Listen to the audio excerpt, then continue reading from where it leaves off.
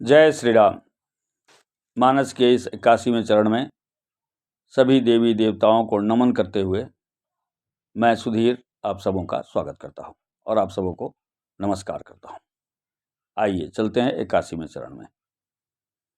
जो तुम मिलते हूँ प्रथम मुनि सा, सुनती हो सिख तुम्हारी धरी सीसा। अब मैं जन्म संबोहित हारा, को गुण दूषण करे बिचारा। जो तुम मिलते हो प्रथम मुनीषा। हे मुनि लोग, हे मुनिगण, अगर आप मुझे पहले मिलते, अभी से पहले मिले होते तो सुनतियों सीख तुम्हारी धरी सीसा।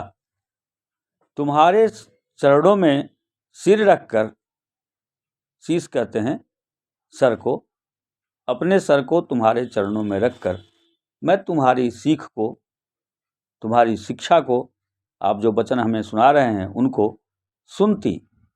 लेकिन अब मैं जन्म संभूहित हारा, लेकिन अब मैंने अपने जन्म को शंभु के हित में हार दिया है, अर्थात अपना जीवन शंभु को समर्पित कर दिया है।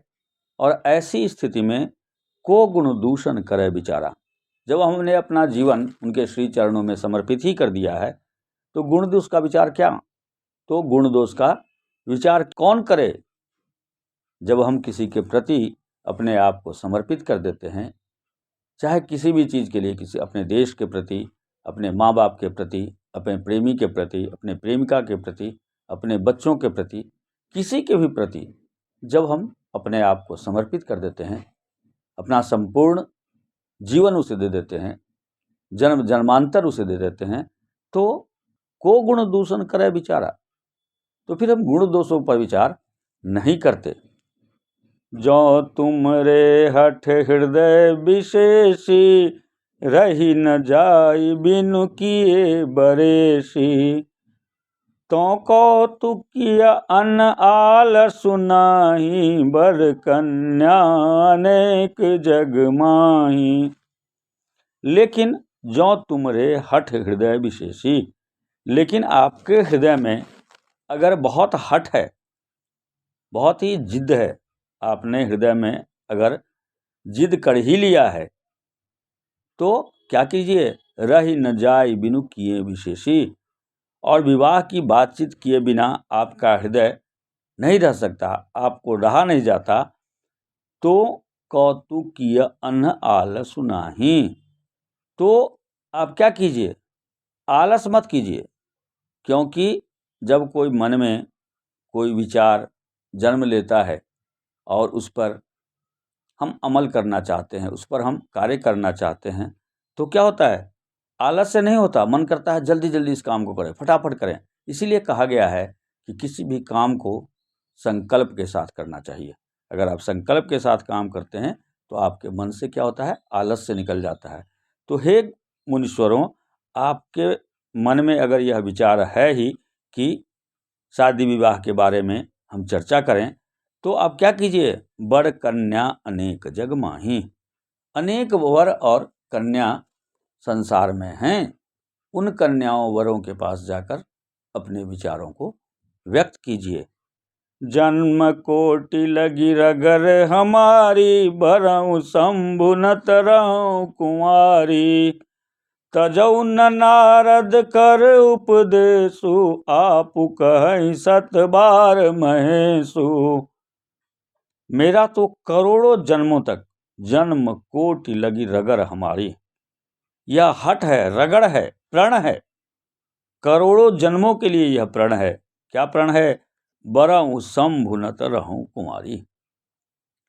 या तो शंभु को मैं अपना वर बनाऊंगी या फिर कुंवारी रहूंगी, विवाह नहीं करूंगी। तजऊ न नारद कर उपदेशु।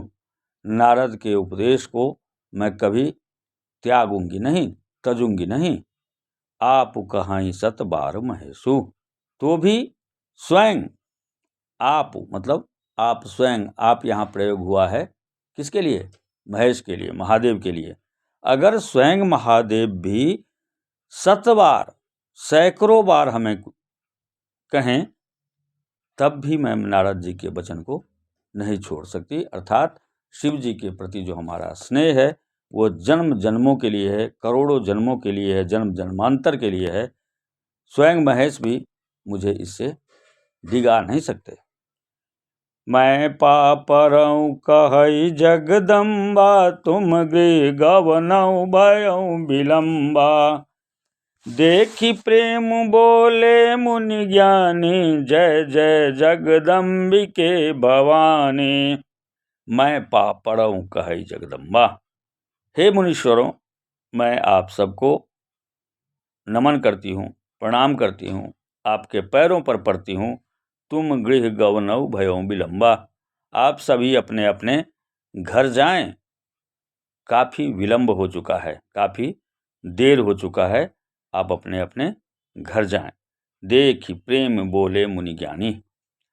अब मुनि लोगों ने, जो मुनिगण आए थे महादेवी के पास, उन सबों ने क्या किया, इनके प्रेम को देखा, महादेवी के प्रेम को, महादेव के प्रति जो प्रेम देखा, तो उनके मन में क्या आया, जय जय जगदम्बिके भवानी।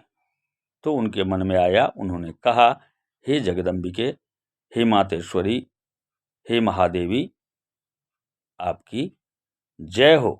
और जय जयकार करते हुए वहाँ से विदा हो गए।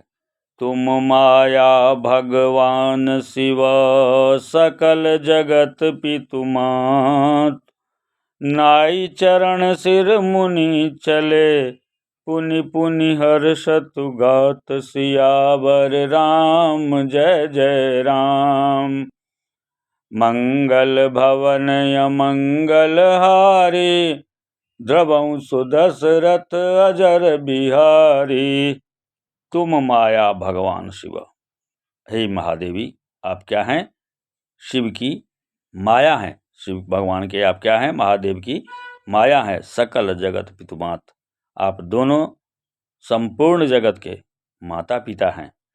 नाई चरण सिर मुनि चले, अपने सर को नवाकर प्रणाम करके, अर्थात वंदना करके मुनि लोग कहाँ चले, पुनि पुनि हर्षत गात। मुनि लोग अपने अपने घर चले गए, पुलकित होते हुए। बार बार उनका मन पुलकित होता जाता था।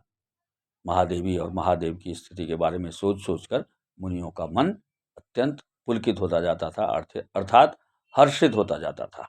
और यही सब सोचते विचारते सारे मुनीश्वर वहाँ से चल पड़े। आज के लिए बस इतना ही। नमस्कार, जय श्री राम।